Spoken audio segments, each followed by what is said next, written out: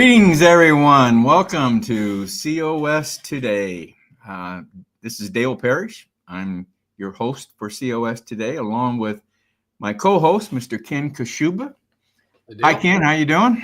Doing fine. Thank yourself. Good, good. I don't know about you, Ken, but I'm having trouble adjusting to this time change. Every year it seems to be harder and harder to adjust to it. I don't know. It seems it's being talked about a lot more. People wanting to just go back to the way things were back when this all started.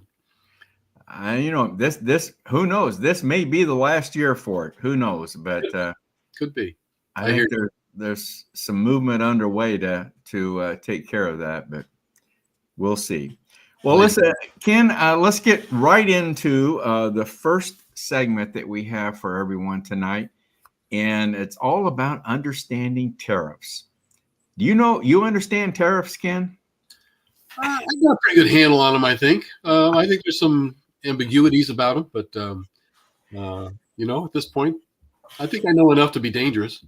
Okay, well, that's about me too. Well, this is going to be part one of a three-part series here on tariffs that Brett Sterling, one of our contributors, is going to present to us. And this part one's about the history. And I think you're going to find this very interesting. There's a very, very meaningful history behind tariffs. So anyway, without any more jibber jabber, let's get to it. Okay. Sounds good. Greetings, everyone. Dale Parrish, host COS Today. Well, folks, we've got a really great topic to talk about today. It's called tariffs, and I guess it's maybe the better topic, more descriptive topic would be understanding tariffs, because it's kind of a puzzling topic for me, and maybe is for many of you as well. But we have a gentleman with us today that I think knows what he's talking about, or at least he's got me convinced. So let me bring on my friend and state director for the state of Missouri for Convention of States, Brett Sterling. So let's bring Brett. Hello, Brett. Hello, Dale. Thank you for that probably accurate introduction. I hope I know what I'm talking about here now, but yeah, as well, because it is a complicated topic. It is complicated, and obviously it's in the news right now, and obviously this has economic implications, and of course in Convention of States, we're obviously very concerned about our economy and about our national debt and government overreach and so on and so forth. So this is a topic that we're very concerned about.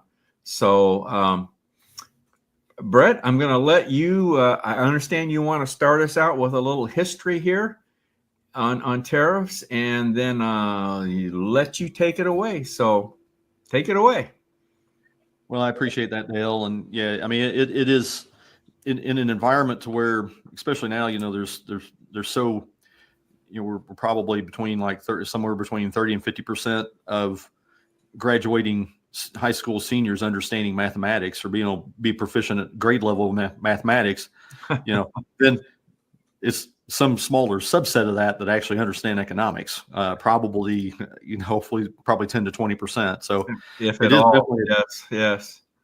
So it is a challenge. And so hopefully we'll try to cut through, some of the mud and some of the media spin in describing as objectively as possible the topic of tariffs. So, because this is a hot button topic, and the Trump administration has really been moving at warp speed since not the 2020 warp speed, thankfully, with COVID, but warp speed is speed-wise since January 20th.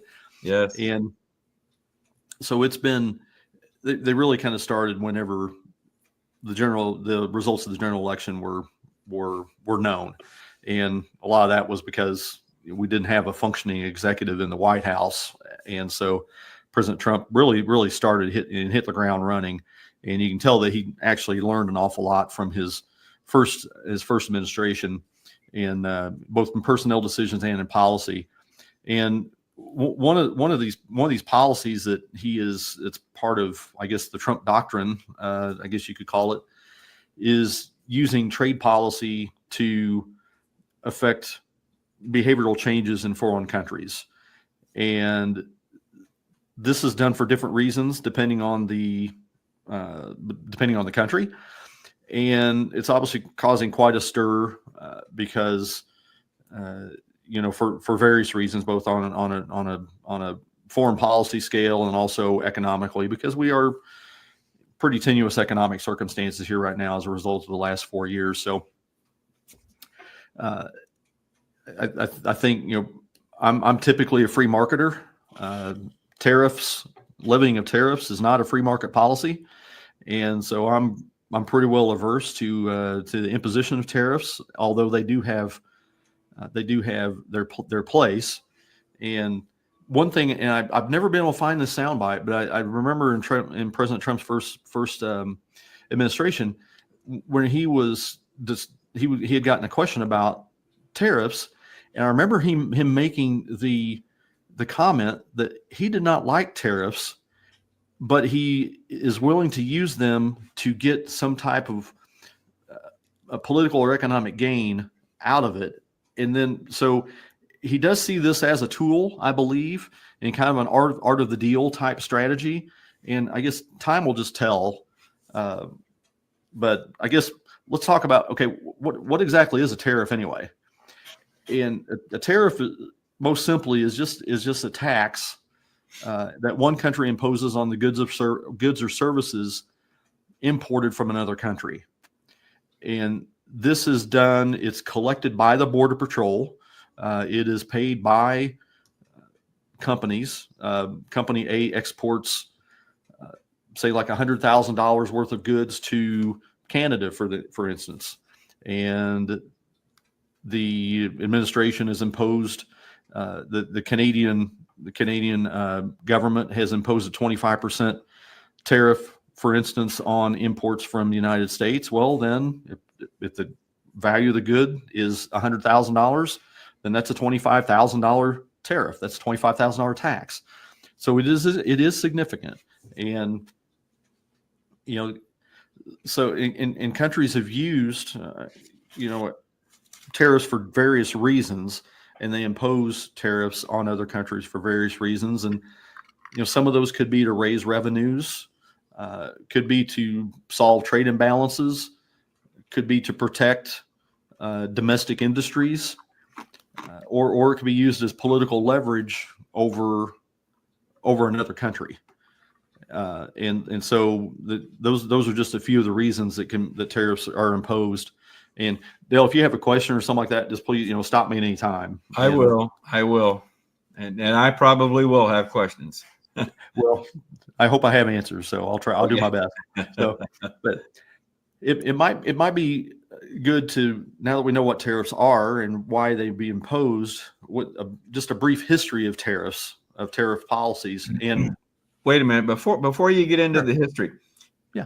Am I correct in saying that one of the purposes of tariffs, according to Trump, is to get us closer to a free market? That is a quote that he made in his first term. Isn't that the purpose of the reciprocal tariffs?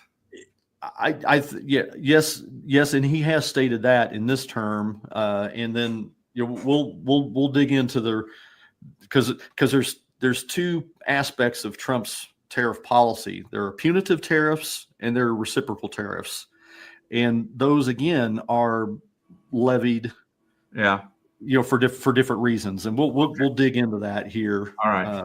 When we get a little bit closer to looking at his specific trade policy. Okay. So one of the things, I mean, if you go back, tariffs have been levied by countries against other countries since the beginning of time. and it is just simply a tax. But with American history, we'll start back with, back in the 1780s, post Revolutionary War and pre-Constitution, there were tariffs were used domestically among the states under the Articles of Confederation. The Articles of Confederation were basically a treaty between the 13 states that set some type of a loose association. It's almost, if you think about in a city that has different homeowners associations, and these homeowners associations have specific rules that apply to that specific community or that specific neighborhood, but then they're also maybe adjacent to other HOAs that are autonomous groups, but they're all under the same umbrella of a city or a community. That's kind of I think a good way to think about the Articles of Confederation. It was a very, very loose association, and had many issues, and trade was one of those issues that cropped up. In fact, New York and New Jersey were, pre-Constitution, almost went to war with each other over trade policies and issues of commerce by having tariffs that were imposed between each of the states. And it was just, it was a huge issue. And actually, that was one of the reasons, that was the main reason why the Annapolis Convention of 1786 was called. That was called specifically to address trade policies and to identify the defects that were in the Articles of Confederation and try to come to some type of a resolution to allow the states to function together and also provide for their security as a country as a whole. And that was seven states went to the Annapolis Convention.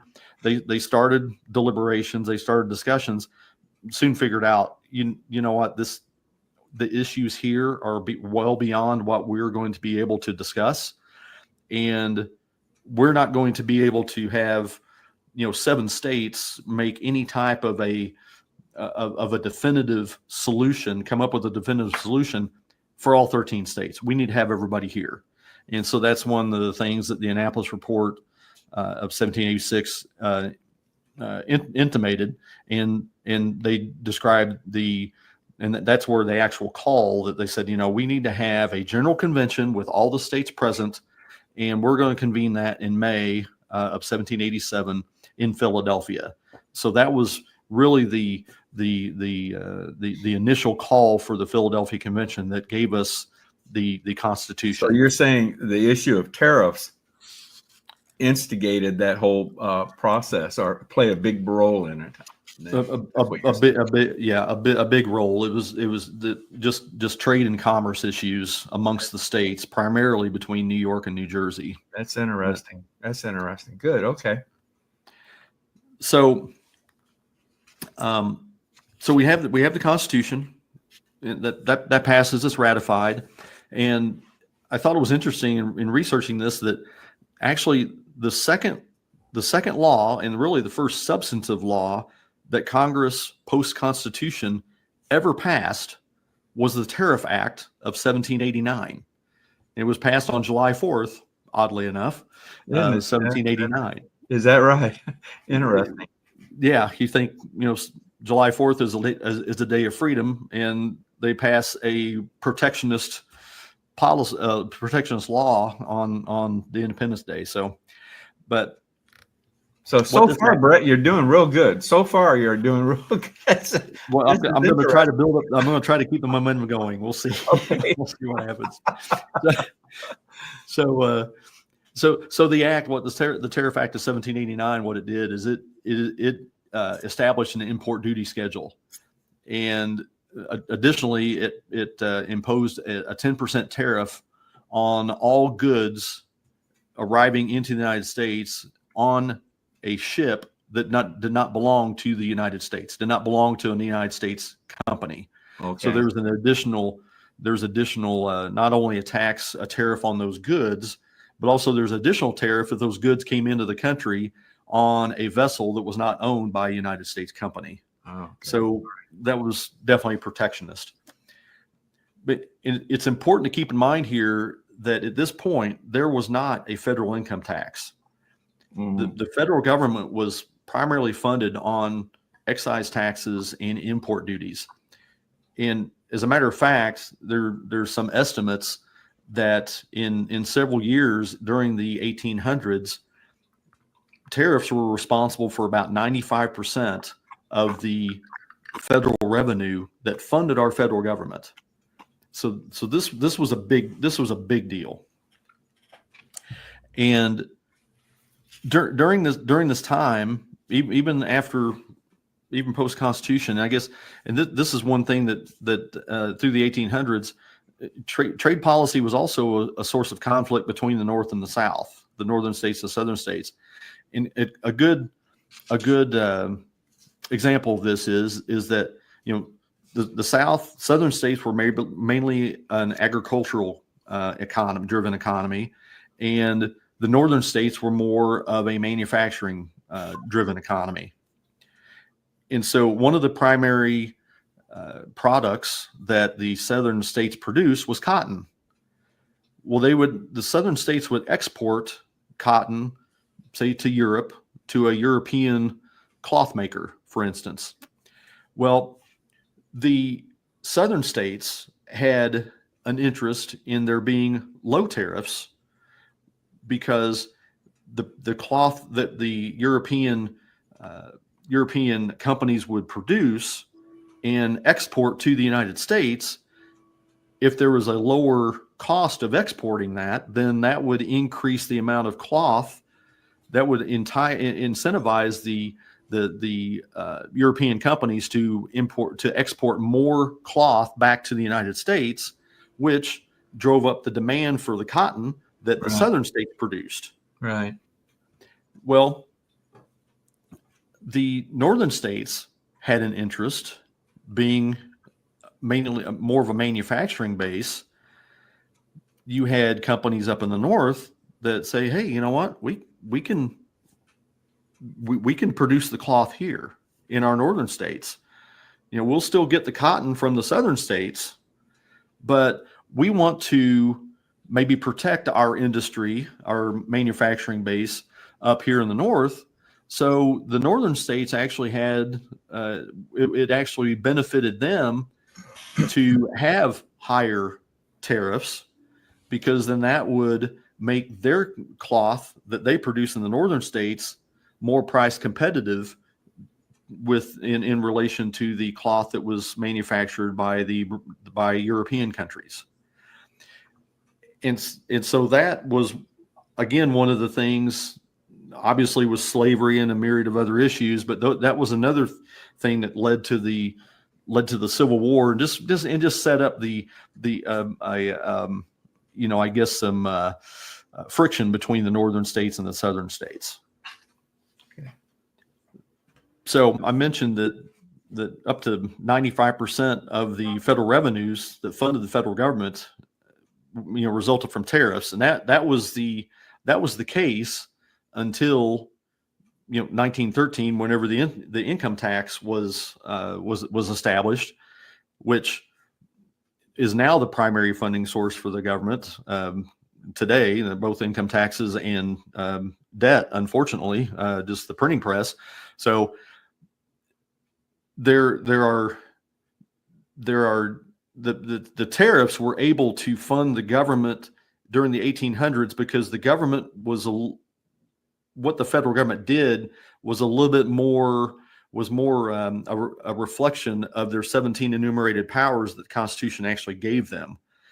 Nowadays, the government has grown far beyond their enumerated powers, and so tariffs would not even get close to funding the federal government as the federal government operates now, which I think that we would argue, especially from a convention of states standpoint, right, that we need to have the only proper funding that the federal government needs or should get from anybody is to fund the 17 enumerated legitimate powers given the federal government in the U.S. Constitution. But we're way far afield of that, and so hopefully, at some point we can, we can call a convention of states meeting and the first of many to rein back in the federal government.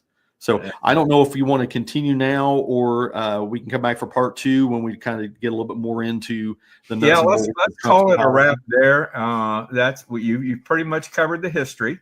All right, and now we're ready to go into another phase of this topic. So, Brett, thank you very much, and hang on, and we'll bring you back for part 2. All right. I appreciate it. Thank you, Dale. All right. Thank you, Brett.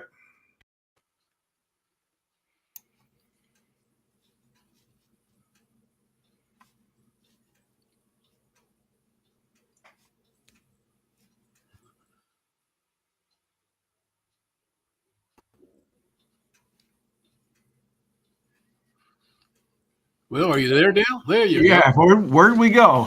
Where did we go? You put us in the green room button, I think. Did I? Okay. All right. You pushed some button that muted us, so I guess you didn't want to hear from me anyway. That's right. All right. Well, I found that very interesting. Brett has really researched this, and you're going to see that come out in parts 2 and 3, which we'll be doing in a future broadcast.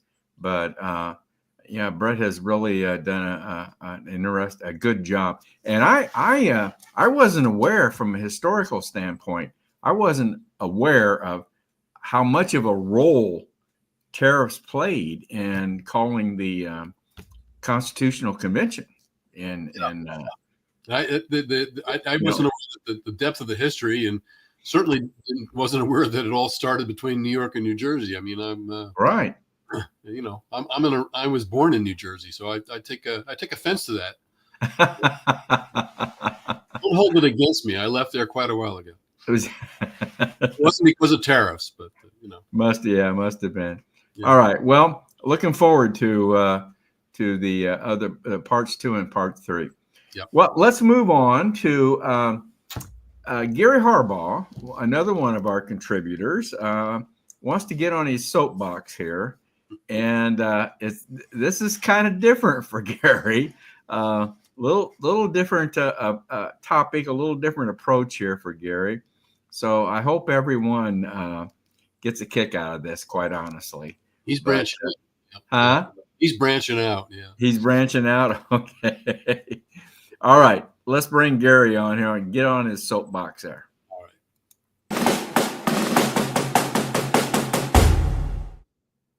Hi, it's Gary with Convention of States. Have you heard about The View? Yeah, I hear they get sued a lot. They're getting sued even more than Google, and Google gets sued a lot. So they have decided, reports are, to bring on a new panelist, a lawyer, loopy lawyer Loretta Lynch, lately of the Obama administration, maybe joining the panel. Loretta Lynch is best remembered for a meeting with Bill Clinton on the tarmac at the Phoenix Sky Harbor Airport. Word is they had a little discussion about Hillary's emails, but hey, Loretta's known for giving good legal advice, so when the ladies on The View go astray with their words, she can tell them to just shut up. And that would be good legal advice and just good advice all the way around. Speaking of views, how about the view Donald Trump has now looking out the Oval Office window? That's a view that is pretty sweet. They didn't expect him to get that view. And a lot of leftists from the last administration, they're worried that this may be their future view because they were corrupt. Elon Musk and Doge are finding incredible amounts of corruption, billions from USAID. Investigator Mike Benz says when something was too evil, even for the CIA, it was given to USAID. This is corruption, and this corruption didn't just start in the last administration. It's been around for decades. So if you really want to clean up corruption, man, what do? How better to clean up real corruption to bring in a guy who's a convicted felon. That's the way to clean up your corruption.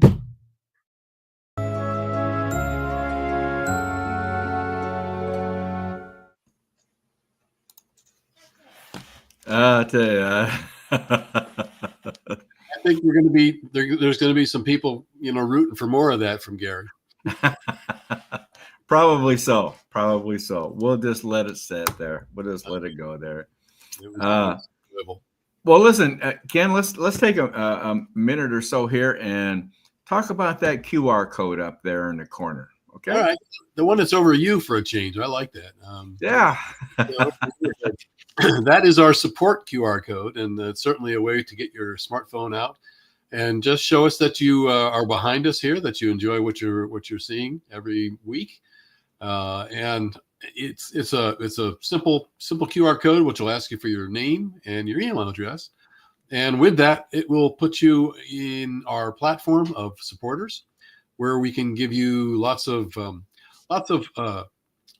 our contributor videos, things that you can go back to the very beginning of some of these contributors segments, and a lot of other things that are adding to this. Some good links to certain websites and things. So just an overall way to support, and it is a platform where you can interact and join in discussions with other members. So hit that scan QR code and show your support. Good deal. Good deal. Thanks, Ken. Thanks. Well, we got another little going to kind of get off topic here, and another one of our contributors, David Punt out of Minnesota, wants to weigh in on the Epstein files. We're really covering a lot of bases here today. We are. I will have to say the Epstein files is probably not a COS topic necessarily, but I don't know. Do you think, Ken? Yeah, I think we could probably find something in there. But anyway, I thought it was kind of interesting when he sent this to me, and I thought, what the heck? Let's take a listen to it and see what David has to say here. So here we go with Dave's daily dose on the Epstein files.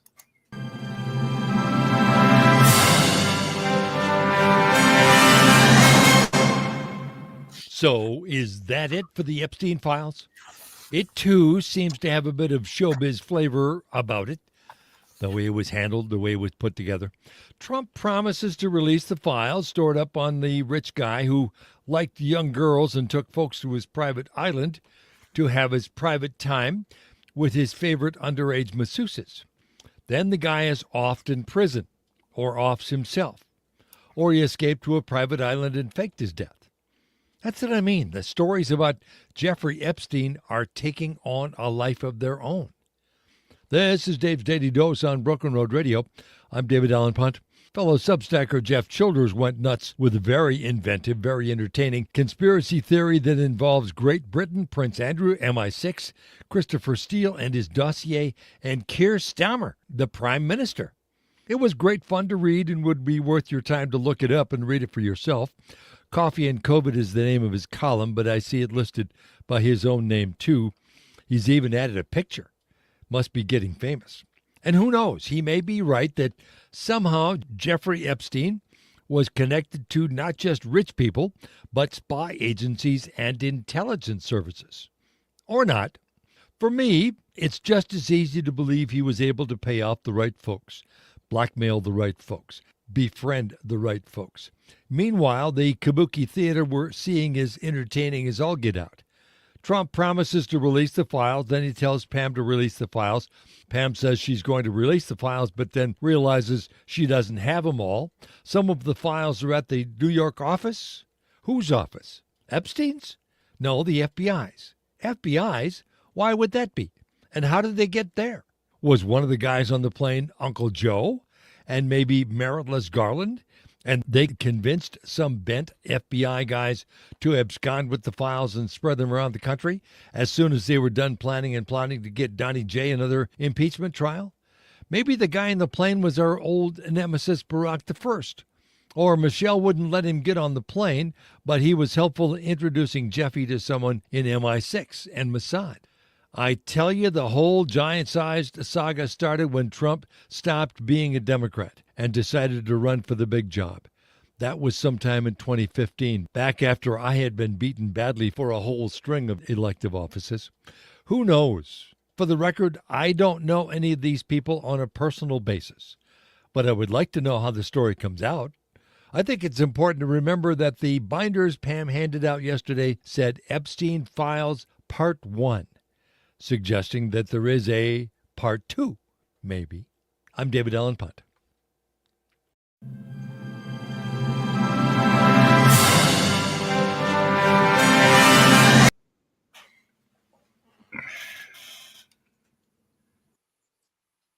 Here we are again. I don't know why.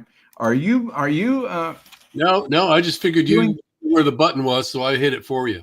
Oh, you. Oh, okay. Yeah, and I'll give you a few minutes to rest your brain there for a minute. We did have a comment from one of our viewers, and I'll bring this up because while we're bouncing around, we might as well bounce around a little bit more. Certain Elf says, talking about corruption, what has to happen for people to be tried for treason? And is treason considered a federal crime that the Biden pardons would have covered? Yeah. Now, I took a little time, and yes, Certain Elf, it is a crime. It's a federal crime. It can be found in Article 3, Section 3 of the Constitution as levying war against the U.S. or giving aid and comfort to its enemies. The penalties for treason can include death or imprisonment for a minimum of 5 years, along with fines. So yeah, it's looked at as pretty bad, a pretty bad thing, as Trump would say. It's a pretty bad thing. So yeah, I just wanted to help slow that up there. I guess Certain Elf was worried about some of the things we were talking about with corruption, but the other part of that, Dale, that I find interesting is I'm hearing lots of chatter now about this auto pen that has been used. Yes. And maybe all the stuff is good, all these pardons and everything. Maybe they don't exist. Oh my! It just goes on and on, doesn't it? We said it was going to be an interesting year, so we're just getting started. And we're just in the second month of this whole thing. Holy smokes! Oh my! All right. Well, listen, we got another segment here for you that I think you're going to find interesting. It's part 1. It's a 2-part series, and another one of our contributors, Diana Tellis, is interviewing a couple COS volunteers from Illinois who have developed an approach to work with the opposition. Now that typically you would think that would be Democrats, but it doesn't have to be Democrats. I think in this case it is, but I like to prefer to say the opposition. So anyway, they've got an approach that they use in Illinois, and Diana thought this was something that we should learn from. So, like I said, let's get right to it. This is part 1 of her interview with these 2 individuals from Illinois. Okay, sounds good. We have David Winters, the state director for Illinois, and Barry Newman, state grassroots coordinator for Illinois. And they are quite a team and have built quite a reputation in the Convention of States family. Barry Newman is, in fact, the Volunteer of the Year for 2024. And the team has just done great work and has made tremendous headway, and I think might even have the largest number of maybe, I don't know, volunteers maybe. I know you guys have volunteers and district captains. District captains. Okay, that's amazing. So I applaud you.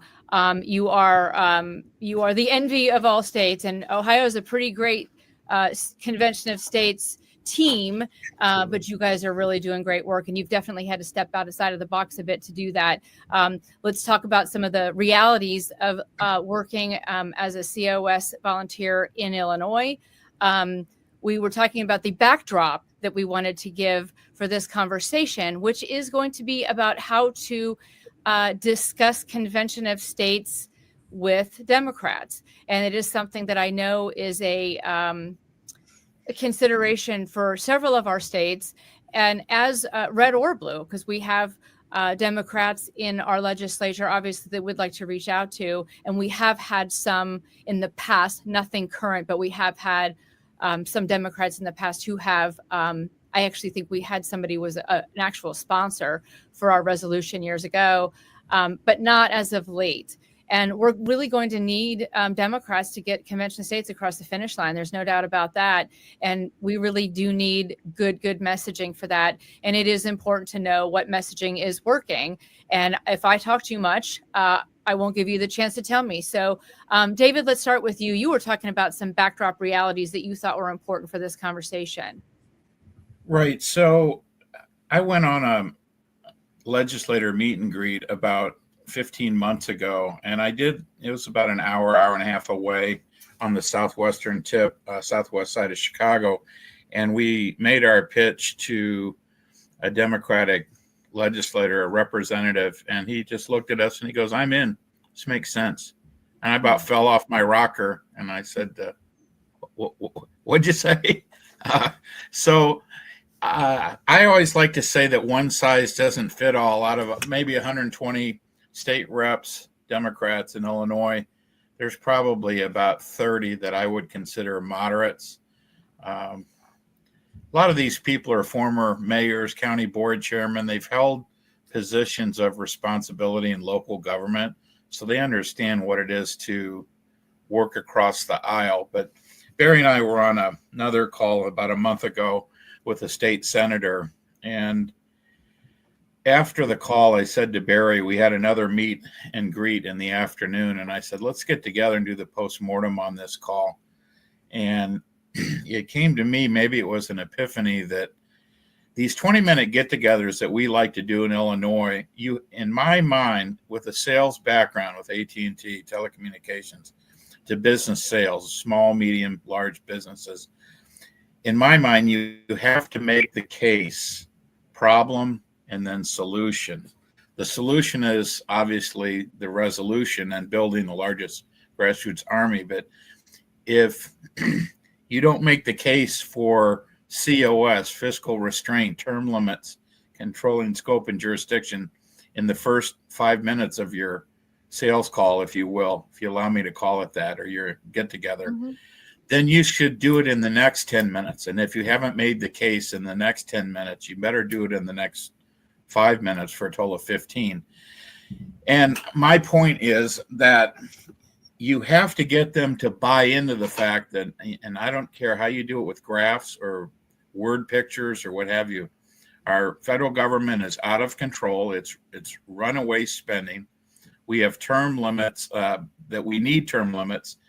I just printed off a sheet of the average tenure of Congress people, and many of them were 39, 40 years, 3 on the list: Joe Biden, Mitch McConnell, and Chuck Grassley from Iowa.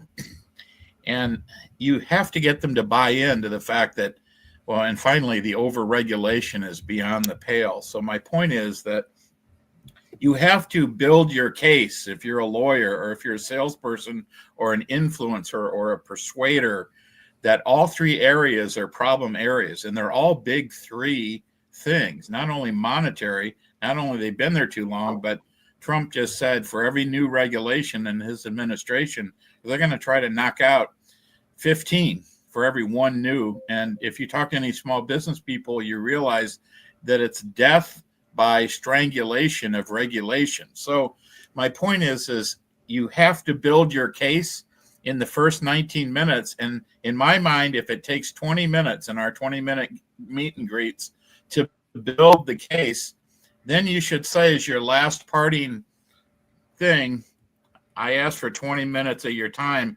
Would you mind if we can address the solution to this in our next meeting? That's a success. If you fail to build your case, you're going to do what salespeople do, which is called bag diving. And you're going to talk about features and solutions to a problem in their own mind that they don't think they have. So, Barry, what did I forget? Well, David's coming at this from a sales background, which I did not have. I'm a retired HR professional. And it's so critical that we identify the problem and the pain that those state legislators who are citizens just like we are dealing with day in and day out. They face numerous problems emanating from Washington, D.C. And as we're talking about now meeting with Democrat legislators, I can't help but think that with the Trump administration in office now, they may be more open to the idea that there is too much coming out of Washington, D.C. And it's the same answer and the same solution. The solution is bringing power, jurisdiction, control back to the states, as well as that fiscal restraint. And as you look at statistic after statistic, there is such vast approval of the whole idea of term limits, especially for Congress and federal officials. So that's what we're all about. So what we're trying to do then is selling. And I'm learning sales every time I go on a call with David. Well, one of the things I learned when I got to Convention of States is federalism. And it might be one of the lost messages. I mean, I use it. I don't know if other states use that term. I was talking to a large newspaper in Ohio today that picked up from my press release because we just filed in Ohio again. And I said, look, the states were, created the federal government. It wasn't the other way around. And anything that we would pass in a convention of this type would promote federalism. I explained what federalism was. And I also went so far as to say, look, if I don't know if this gentleman was a Democrat or a Republican, he was actually sounded very neutral for sure, which I appreciated. I said, if you're worried about a far right ideology in Washington, D.C., and that bothers you, or a far left, either one, if the states are sovereign, then it's your state that you can worry about or leave if you don't like it. But that to me is a safer thing for Americans. That's a safer way of doing things than to impart one ideology across the entire country. To your point, Diana, our state legislators are far more approachable, whether they're Democrat, Republican, or independent, than the people in Congress. They don't want to hear from their constituents as much as our state representatives and state senators who are really in our neighborhoods several days every week, even when they're in session. So they are accessible. One thing I will add, Paul Phillips in our legislative group said something at our state strategy meeting once, and it was the numbers are close. He said your state legislators probably spend about 90% of their time on state issues and 10% of their time on federal issues. Okay, so they're accustomed to working on, a $53 billion budget in Illinois and the ramifications thereof. The problem is the boat is sinking. If you think about it, we have a leak in the boat in the revenue and spending aspect. And I understand they only spend 10% of their time on federal issues and its effect on their home state. But man, if we lose the country financially, Illinois and Ohio is going to go right over the cliff with them. So that being the case, one of your questions was, what successes have you seen in Illinois with Democrat legislators? Yeah. We were working on this guy, and he signed on to our bill as a sponsor, a Democrat. And we made about 12 to 15 calls on these moderate Democrats a year ago. And we identified 6 or 7 that are leaning our direction. We just left the office of one the other day, and she said, I'm going to talk to we'll just call him the Italian Stallion. I won't give you his name right now, but that's how she referred to him as a validation for joining us. We did go back to our original Democratic co-sponsor with a big ask about 6 to 8 weeks ago, and that was, would you be the primary chief filer of our resolution? Because let's face it, once you get a filer of your resolution with a D by their name in a super majority Democrat, it's like Democrats talk to each other much better than nobody else's business, right? So, and as Barry said, it's a crack in the dam. Once you start getting a D signing on, now we're looking to get a band of 2 or 3 or 4, and we're trying to smooth it over. And our big talk in Springfield next week, because we're going to drop in on the Speaker's office and the Senate President's office and even the Governor's office, because we're going down a day ahead of the surges. This is a mainstream issue. This is not a far right or far left. Everybody here is a head of a household. You file your taxes, you run a household budget. You have to watch your spending, or else why would our federal government not be in that boat also? So going back to what David said, the meeting that we had with this gentleman, where we did ask him to be the primary filer of our resolution, and his response was he wanted us to meet with the leadership in Springfield, basically to cover him, to make sure that he was not blindsiding his leadership on the Democrat Party. And that's understandable. You don't want to politics plays a huge role. Mm-hmm. Right. Yeah, you don't want to blindside your leadership. So and my fallback position is so far. So we're just going to drop in on their offices Monday. Right. If they give us a hard time, I'm going to say, look, wait, time out. This issue, pre or post convention of states, is coming to your desk. Our state does much better if you know that it's coming versus us not ever showing up here. Our job here is to let you know what's going on in and out of the state of Illinois from a COS perspective. But the fact of the matter is this is going to come across your desk eventually. And the outcome is going to bode much better if we get in here and tell you about what's going on nationally and also what's going on in the state. And, oh, yeah, by the way, we got a lot of people in the state of Illinois that are volunteers in our organization. So our successes in Illinois with Democrats started with this band of 30 moderates, and the Democrats will tell you which one of their species is a moderate. I like the word species. What approaches have consistently worked with these legislators? We just go in there and we make the case for COS, and we kind of feel where they're coming from.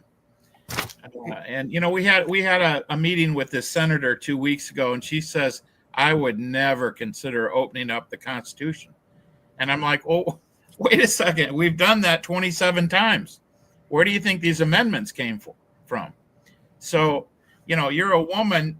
I have 6 daughters. The right to vote for women is very important. That's an amendment to our Constitution. So, what approaches have not worked? The other thing that's also worked is creating a relationship with them, and we're gonna try our best to find commonality. We may not find that commonality on every issue, but we're gonna be friendly. We're gonna be kind, and we're gonna be gracious with them, so that they know that we're not some crazy band of COS far right wingers. That's not who we are. Right. And from listening to you, I'm wondering, maybe we are a little more afraid of Democrats because of how the media portrays them. They may not be all as far left as what we see. I'm convinced that that there's a lot that we see that is presented to us via social media, via news reports and things that do not represent largely the population of people. Right. So I'm smiling as you say that, because my state rep is the caricature. Okay, but most of the others that we Right. Yeah. have We have 'em in spoken Ohio. with, they're really down to earth, decent folks.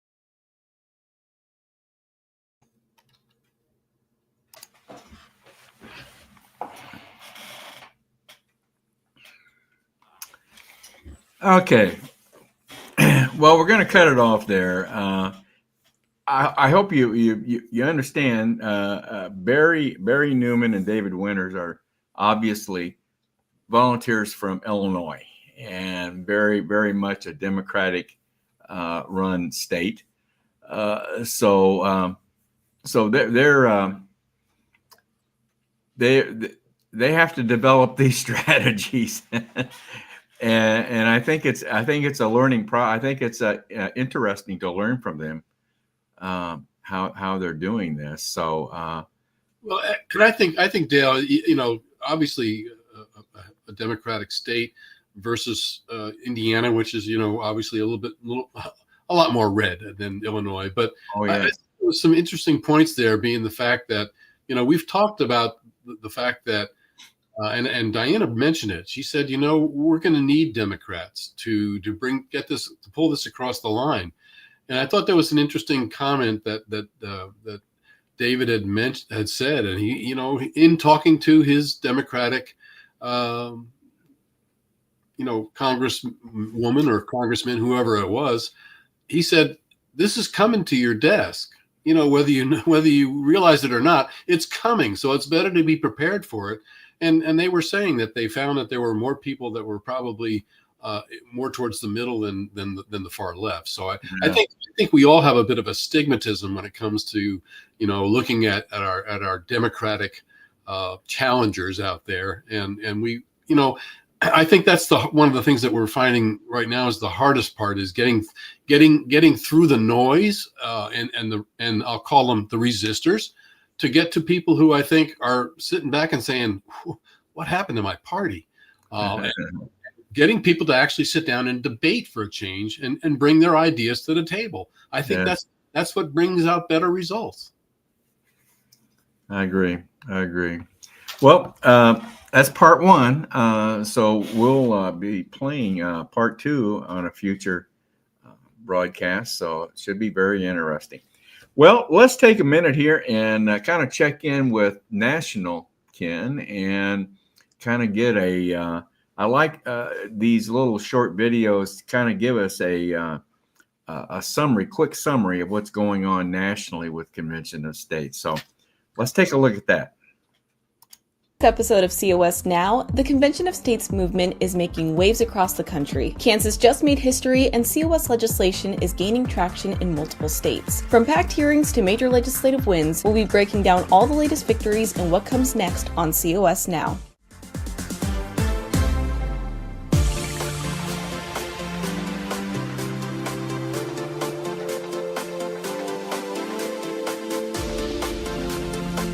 What do we want? When do we want it? Welcome to another episode of COS Now, the show where we break down all the latest news in the Convention of States movement. I'm your host, Rachel Martin, and we've got a lot of good news to cover today. Before we do, make sure that you like this video, subscribe to the channel, and ring that notification bell. First up, Convention of States scored an unprecedented victory in the Kansas Senate. For the first time ever, the Kansas Senate successfully adopted the resolution with a vote of 29-11. Here's the lead legislative champion for COS in Kansas, Senator Thompson. We are at wit's end with the out-of-control federal government and our inability to control it in any way, even through elections.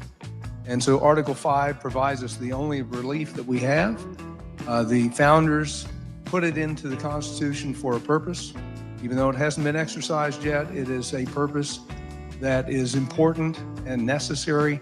The resolution still needs to move through the House side of the Kansas legislature, but this historic milestone signals great momentum for the COS Kansas team. Earlier in the week, the Wyoming House Education Committee heard public testimony on COS Action's Article 5 application. Here's a COS volunteer testifying in favor. The biggest problem is people confuse Convention of States to propose amendments as to automatically changing the Constitution. We got together, 800 of us, and said, we're going to take away the Second Amendment. Would you guys go with that? No. Neither will anybody else. It's to propose amendments. The states have the final say so. People are smart. A lot of politicians in Washington think we're not.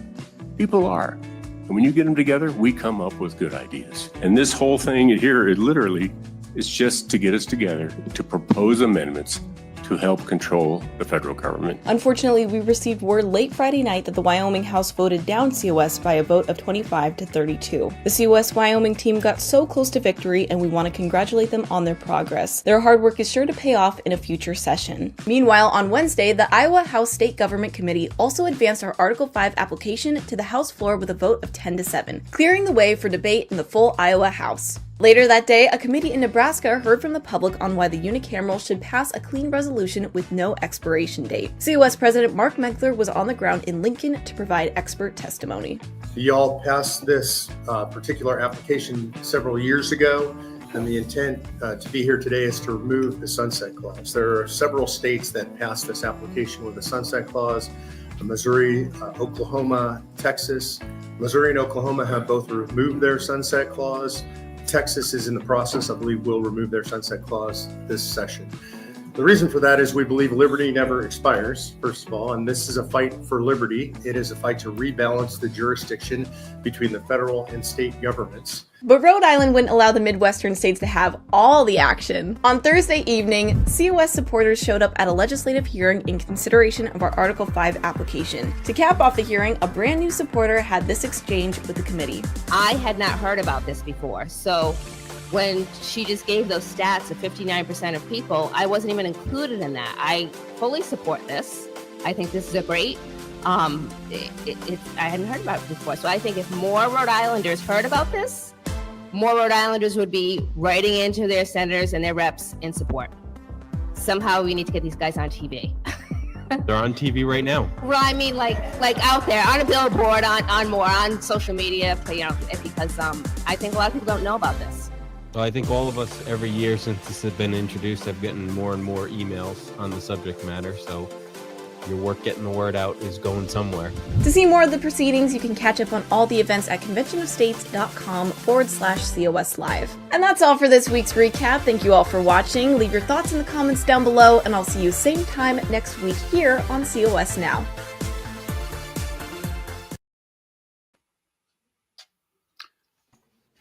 A good one. That's a good one. That's a good one. Like I said, those come out weekly, and like to latch on to those and kind of give everybody a quick update. Good to know. It's good to see how close we're getting in some of those states. So yeah. Well, isn't it the truth? We're getting so close. So anyway, well, let's talk about what's coming up for us, Ken. On the 17th, a week from tonight, we're going to be playing part 2 of Understanding Tariffs. And this, Brett, like I said, Brett's done a great job on this report. And part 2 here has got some graphs involved. He's really done some good work on this. We're going to should have another segment on Meet the Founders. We're still on George Washington right now.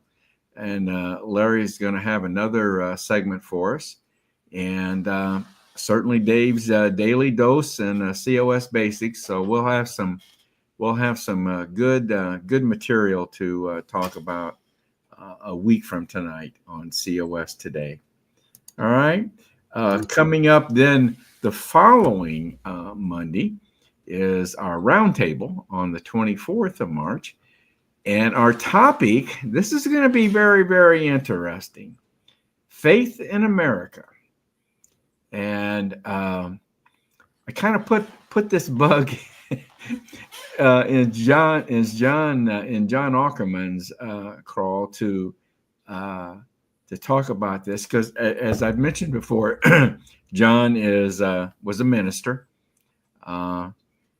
was a professor, college professor in divinity, and so this I thought was right up his alley, and so he's taken on to it. He's I think going to do a good job on this for us. So that'll be our topic on March 24th. All right. Can't wait to hear the questions he's got there. So. Yeah, on our round table. As usual, if anyone has a question or comment to make after our broadcast this evening, feel free to drop us an email at raiseyourvoicecos@gmail.com. That's raiseyourvoicecos@gmail.com. All right, Ken. Let's do a COS basics here. One more session. This is John's talking about our core values. Been talking about our core values, and this one happens to deal with our Christian values and as part of our core values. So let's do that, and then we'll come back and let Maringo Mike close us out for this evening. So let's see what John's going to talk about here with COS basics.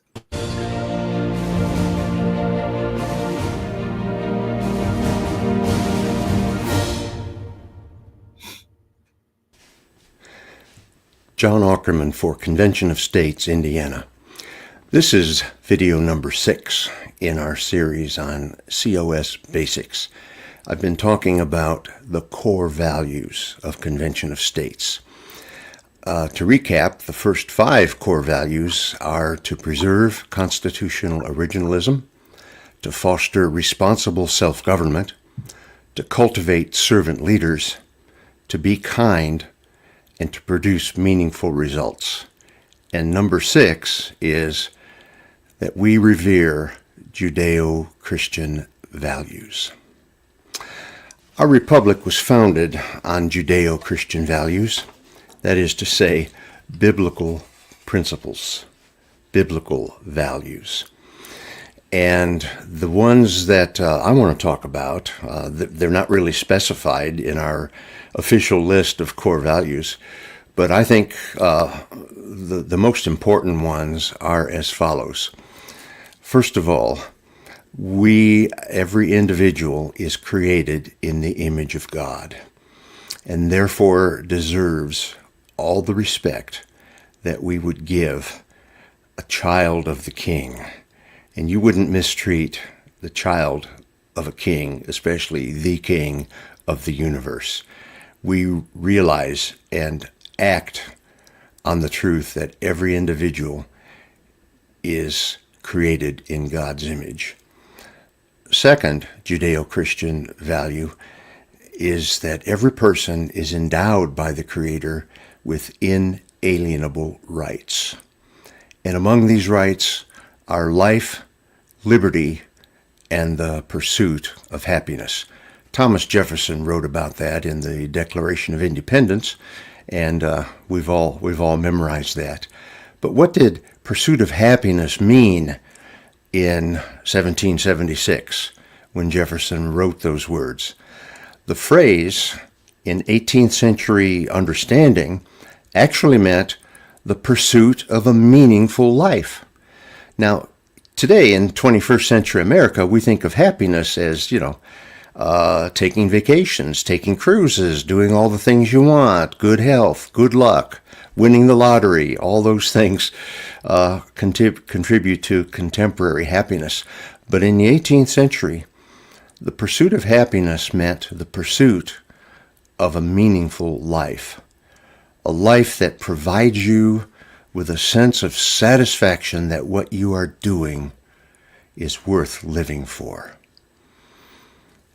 And then the next Judeo-Christian value is that the purpose of government, of the people, by the people, and for the people, is to secure those rights.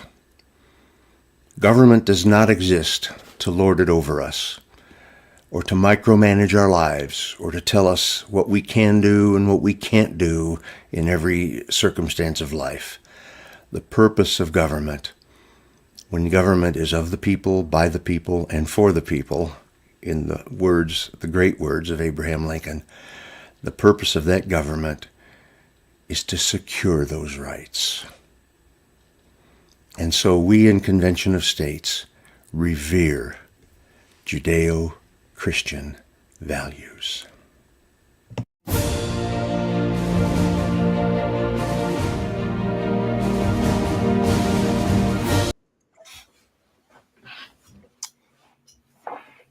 Another good one from John there. He's right on target there. Kind of a teaser for the roundtable. Yeah, that's right. Very good. Yes. Well, listen, Ken, let's wrap it up here with Marengo Mike and call it a night. So I want to thank everyone for tuning in tonight. I hope you've enjoyed it. And did we have any other comments or questions or anything, Ken, that we need to address? Everybody's pretty much mesmerized, I think, by the depth of knowledge and the things that we presented tonight. So hopefully we'll get some email on that maybe, or they'll come back next week and challenge us. Well, we're trying awful hard. We're trying awful hard, folks.